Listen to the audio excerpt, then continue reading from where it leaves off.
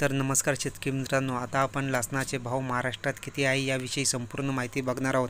त्याआधी व्हिडिओला लाईक आणि चॅनलला सबस्क्राईब करायला विसरू नका। तर लगेच बघूया लसणाचे भाव किती आहे।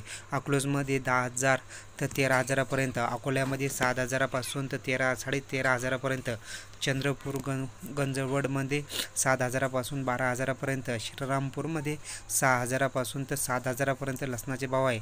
राहतामध्ये 11,000पासून तर 14,000पर्यंत लसणाचे भाव आहे। तसेच नाशिकमध्ये हे 7,500 ते 16,200पर्यंत भाव आहे। त्याचप्रमाणे अमरावतीमध्ये सुद्धा लसणाचे भाव तुम्ही पाहू शकता, 5,000पासून तर 13,000पर्यंत लसणाचे भाव आहे। तर त्याचप्रमाणे आता लसणाचे भाव पुढील प्रमाणे कसे आहे याविषयी संपूर्ण माहिती आपण बघतच आहोत। तुमच्या भागामध्ये लसणाचे भाव किती आहे या तुम्ही कमेंटद्वारे आम्हाला जरूर कळवा। तर सांगलीमध्ये लसणाचे भाव आहे 5,000पासून तर 14,000पर्यंत। त्याचप्रमाणे तर पुणे मोर्शी येथे लसणाचे भाव आहे 8,000 ते 8,008 रुपये।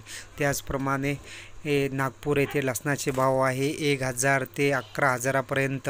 त्याचप्रमाणे कामठीमध्ये लसणाचे भाव आहे 11,000 ते 13,000पर्यंत।